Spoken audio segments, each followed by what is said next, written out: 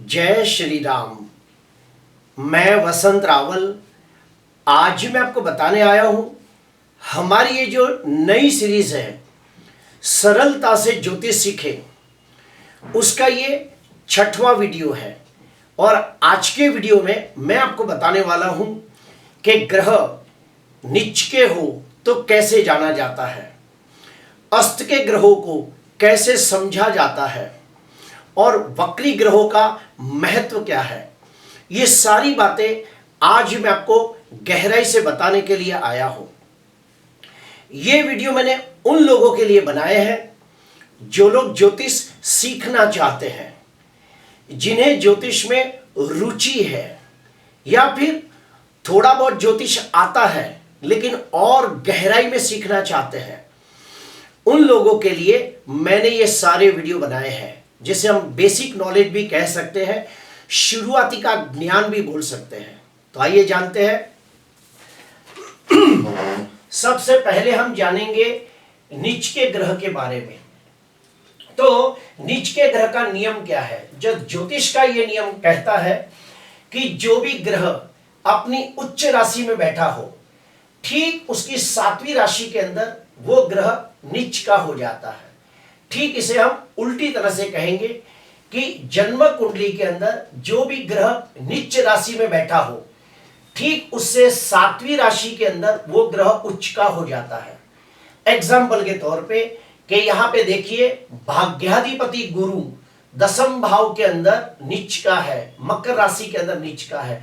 यहां से 7वीं राशि यानी कि 1 2 3 4 5 6 7, तो यहां से 7वीं राशि हुई कर्क राशि। तो हम कहेंगे कि गुरु मकर राशि में नीच का है और वहां से ठीक 7वीं राशि कर्क राशि में उच्च का हो रहा है। वैसे ही दूसरा एग्जाम्पल, मेष लग्न है, लग्नाधिपति मंगल कर्क राशि के अंदर नीच का है। यहां से ठीक 7वीं राशि यानी कि मकर राशि के अंदर मंगल उच्च का हो जाता है। अभी इसके नियम क्या है वो मैं आपको बताता हूं। ज्योतिष का नियम ये कहता है कि जन्म कुंडली के अंदर जो भी भाव का स्वामी नीच का हो जाता है, उस भाव के शुभ फलों में बहुत ज्यादा कमी आ जाती है और उस भाव के नकारात्मक फल देखने को मिलते हैं। एग्जाम्पल, लग्नाधिपति मंगल नीच का है तो हम कहेंगे कि उस व्यक्ति का यह भाव कमजोर हो गया, इस भाव से लगती जितनी भी चीजें हैं उसका शुभ फल कम हो गया, उस भाव से लगती नकारात्मक चीजें बढ़ने लगती है। दूसरा एग्जाम्पल, यहां देखिए, भाग्य स्थान के अंदर धनु राशि है और भाग्याधिपति गुरु नीच का है तो हम कहेंगे कि ये व्यक्ति का भाग्य कमजोर है, किस्मत कमजोर है, इसका नसीब कमजोर है और उसका भाग्य स्थान अच्छा फल न देगा। तो पहला नियम ये कहता है कि जन्म कुंडली के अंदर जो भी भाव का स्वामी नीच का हो, उस भाव के शुभ फलों में कमी आ जाती है और उस भाव के नकारात्मक फल देखने को मिलते हैं। ज्योतिष का दूसरा नियम ये कहता है कि जन्म कुंडली के अंदर जो भी ग्रह नीच का हो, उसका रत्न कभी भी धारण नहीं करना चाहिए। गलती से भी वो रत्न धारण ना करे जो ग्रह नीच का हो। एग्जाम्पल, मेष लग्न है, लग्नाधिपति मंगल नीच का है तो ऐसे लोगों को गलती से भी मंगल का रत्न मूंगा नहीं पहनना चाहिए। दूसरा एग्जाम्पल, भाग्य स्थान में धनु राशि है, भाग्याधिपति गुरु नीच का है तो इन लोगों को गलती से भी गुरु का रत्न पुष्कर धारण नहीं करना चाहिए। तो क्या करना चाहिए? तो ऐसे लोगों को जो भी ग्रह नीच का हो उससे लगते मंत्र जाप करने चाहिए, उस ग्रह से लगती पूजा पाठ करना चाहिए, होम हवन करना चाहिए। एग्जाम्पल के तौर पे, पंचमाधिपति सूर्य नीच का है तो वो लोगों को माणिक का रत्न गलती से भी धारण नहीं करना चाहिए, बल्कि ओम ह्रीम सूर्याय नमः, ओम ध्रुणी सूर्याय नमः, ऐसे सब मंत्र जाप करने चाहिए। सूर्य से लगती चीजों का दान करना चाहिए, सूर्य के पूजा पाठ करना चाहिए। कोई कर्मकांडी विद्वान ब्राह्मण को बुलाकर रविवार के दिन सूर्य से लगता पूजा पाठ होम हवन करना चाहिए। तो जो भी ग्रह निर्बल है उस ग्रह का दिन आप पूजा पाठ होम हवन ये सब कर सकते हो। ज्योतिष का एक नियम यह भी कहता है कि अगर आपकी जन्म कुंडली के अंदर कोई ग्रह नीच राशि में निर्बल हो, लेकिन चलित कुंडली के अंदर अगर वो ग्रह पीछे या आगे चला गया हो, यानी कि पीछे वाले भाव में चला गया हो, आगे वाले भाव में चला गया हो, तो उसका नीचत्व बहुत कम हो जाता है। तो आपको जन्म कुंडली के साथ साथ चलित कुंडली का भी अध्ययन करना आवश्यक हो जाता है। जन्म कुंडली का और एक नियम ये कहता है कि कोई ग्रह जन्म कुंडली के अंदर नीच का हो जाता है और वही ग्रह नवमांश कुंडली के अंदर भी नीच का हो जाता है, तो वो ग्रह बहुत ही खराब फल देता है, बहुत अशुभ फल देता है, बहुत नकारात्मक फल देता है। ठीक उससे उल्टा कोई ग्रह जन्म कुंडली के अंदर नीच का हो जाए और नवमांश कुंडली के अंदर वो ग्रह उच्च का हो जाए, तो उसका जो अशुभ फल है वो काफी हद तक नॉर्मल हो जाता है और वो अशुभ फल न देते हुए मध्यम फल देगा, एवरेज फल देगा।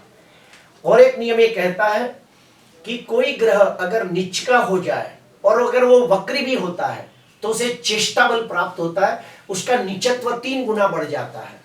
ध्यान से सुनना, अगर कोई ग्रह नीच का हो और वक्री भी हो तो उसे चेष्टा बल प्राप्त होता है और उसका जो नीचत्व है वो 3 गुना बढ़ जाता है।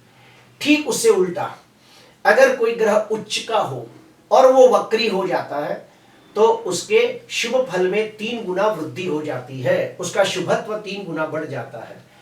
आखिरी नियम, अगर कोई ग्रह नीच का हो और अगर उसके साथ कोई पाप ग्रह बैठ जाए तो वो बहुत खराब फल देता है। एग्जाम्पल, लग्नाधिपति मंगल नीच का है, अगर ये नीच का मंगल के साथ शनि बैठ जाए, राहु बैठ जाए, केतु बैठ जाए तो इसकी अशुभता में 3 गुना वृद्धि हो जाती है। दूसरा एग्जाम्पल, अगर मान लो ये भाग्याधिपति गुरु है, ये गुरु नीच का है, अगर ये राहु के साथ मिल जाता है या शनि के साथ मिल जाता है तो उसके अशुभ फल में वृद्धि हो जाती है।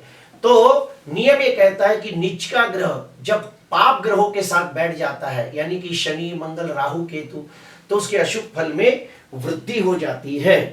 तो अभी हमने जाना कि जन्म कुंडली के अंदर जो भी ग्रह नीच का होता है वो अच्छा फल नहीं देता, उस भाव का फल भी अच्छा नहीं मिलता। अभी आते हैं दूसरा, अभी हम जानेंगे अस्त के ग्रहों को कैसे जानते हैं। तो मैं आपकी जानकारी के लिए बता दूं कि आज की तारीख में 90% लोग कंप्यूटर कुंडली बनाते हैं और कंप्यूटर कुंडली के अंदर देखा जाता है ये बॉम्ब की निशानी, ये देखिए ये सुतली बाम जैसा ये निशानी है। अगर आपकी कुंडली के अंदर, आपके घर वालों की कुंडली के अंदर कोई भी ग्रह के सामने ऐसी बॉम्ब की निशानी हो, सुतली बॉम्ब के जैसी निशानी हो, तो समझ जाना वो ग्रह अस्त का हो रहा है। अभी ज्योतिष की भाषा में अस्त के ग्रहों को क्या कहा जाता है वो मैं आपको समझाना चाहता हूं, तो ध्यान से सुनना। ज्योतिष कहता है कि जब कोई ग्रह अपनी गति पर चलते चलते, जब कोई ग्रह अपनी गति पर चलते चलते सूर्य के बहुत करीब आ जाता है और सूर्य की तेज रोशनी के वजह से वो ग्रह पृथ्वी से दिखाई देना बंद हो जाता है, तो उसे हम अस्त का ग्रह कहते हैं।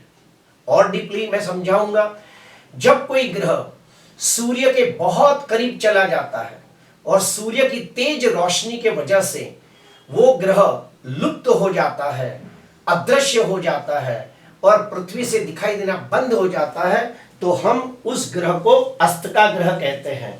और ये अस्त का ग्रह अपनी शुभता में 20% कमी कर देता है, यानी जहां 100% फल देना चाहिए वहां सिर्फ 80% फल देता है।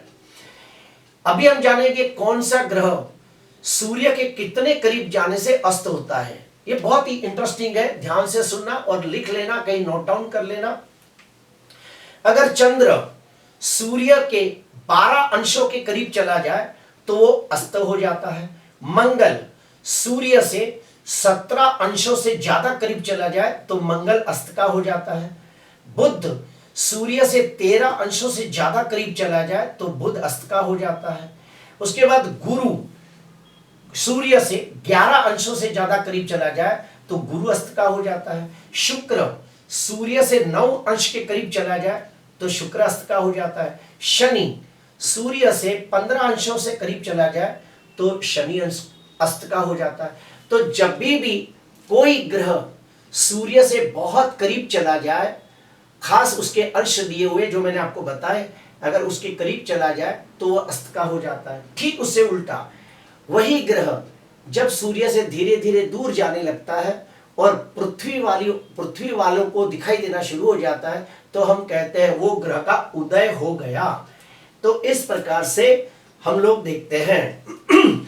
और मैं आपको यह भी बता दूं कि अस्त का ग्रह बिल्कुल खराब फल नहीं देता। हाँ, उसके शुभ फल में 10% 20% कमी आ जाती है, तो उसे अशुभ न माना जाए। लेकिन ये बॉम्ब की निशानी आपको जहां भी दिखाई दे, सुतली बॉम्ब की, तो समझ जाना वो ग्रह अस्त का हो रहा है। अभी हम आते हैं तीसरा, वक्री ग्रहों को कैसे जाने। वक्री ग्रहों का क्या महत्व है, उसका क्या नियम है, वो सारी चीजें गौर से सुनना, मैं आपको बताने जा रहा हूं। सबसे पहला मैं आपको बता दूं कि कोई भी ग्रह जब सूर्य से 6वें 7वें या 8वें भाव में आ जाता है तो वक्री हो जाता है। फिर से कहूंगा, जब भी कोई ग्रह सूर्य से 6वें 7वें या 8वें भाव के अंदर आ जाता है तो वो वक्री हो जाता है। यह आप अपनी कुंडली के अंदर, अपने घर वालों की कुंडली के अंदर, अड़ोसी पड़ोसी की कुंडली के अंदर आप ये बात चेक करना, 100% ये नियम आपको समझ में आएगा कि जब भी कोई ग्रह सूर्य से 6, 7, 8वें भाव में हो तो वक्री हो गया होता है। अभी हम आते हैं आगे। ग्रहों की 3 चाल होती है। सबसे पहला, जब कोई ग्रह अपनी सामान्य गति से चलता है तो उसे मार्गी कहते हैं। जब कोई ग्रह अपनी गति से थोड़ा तेज चलता है तो उसे अतिचारी कहते हैं। जब कोई ग्रह अपनी गति से थोड़ा धीमे चलता है तो उसे वक्री कहते हैं। और जब कोई वक्री ग्रह हो तो उसे चेष्टा बल प्राप्त होता है। ध्यान से सुनना, जब भी आपकी कुंडली के अंदर आप देखना कोई ग्रह वक्री होगा तो उसे चेष्टा बल प्राप्त होता है, वो ग्रह और ज्यादा शक्तिशाली और ज्यादा बलवान हो जाता है। अभी हम लोग आगे बढ़ेंगे कि जो वक्री ग्रह है वो ग्रह में एक खास बात देखी गई है कि वो जिस भाव में बैठा हो उस भाव का भी अच्छा फल देता है और पीछे वाले भाव का भी अच्छा फल देता है। एग्जाम्पल, अगर मान लो ये शुक्र 10वें भाव में वक्री हो रहा है तो 10वें भाव का भी फल देगा और 9वें भाव का भी फल देगा।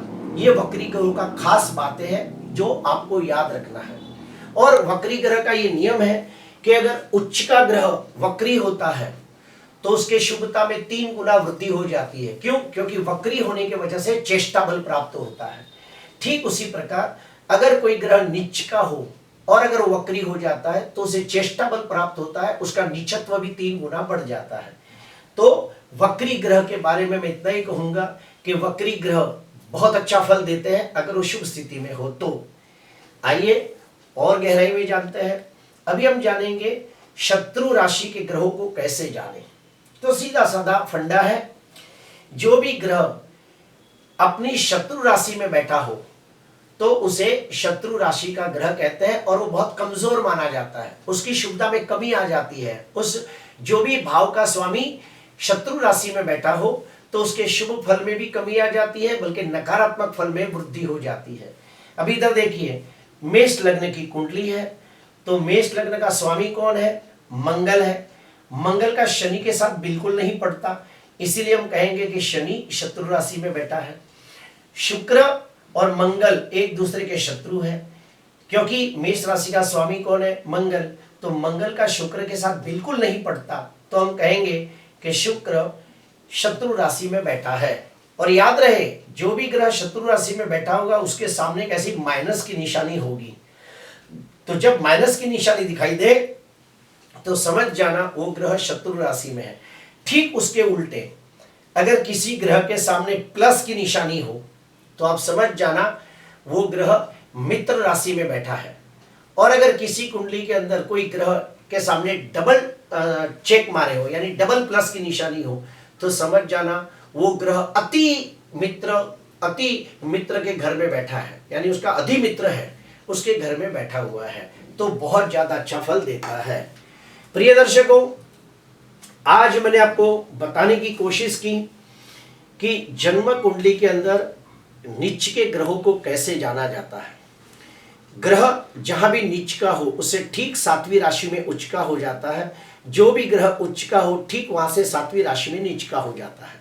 जो भी ग्रह नीच का होता है, जो भी भाव का स्वामी बनता है उस भाव के शुभ फलों में कमी कर देता है, उस भाव का नकारात्मक फल देता है। जिसका भी कुंडली के अंदर जो भी ग्रह नीच का हो उसका रत्न गलती से मत पहनना, वरना वो अच्छा फल ना देगा। अस्त के ग्रहों को कैसे जाना जाता है वो भी मैंने आपको बताया। वक्री ग्रहों को कैसे जाना जाता है वो भी आपको बताया। ये सारी चीज़ों को आप कहीं डायरी में नोट डाउन कर लीजिए, अच्छी तरह इसके 2-3 बार वीडियो को देखिए, इसे अपने दिमाग में उतार दीजिए, क्योंकि ये बेसिक नॉलेज जब तक आपके पास नहीं होगा आप ज्योतिष का गहन ज्ञान कभी भी ठीक से प्राप्त नहीं कर पाओगे। प्रिय दर्शकों, आज के लिए बस इतना ही। आपको अच्छा लगा तो ज़रूर लाइक करना, सब्सक्राइब करना। नमस्कार।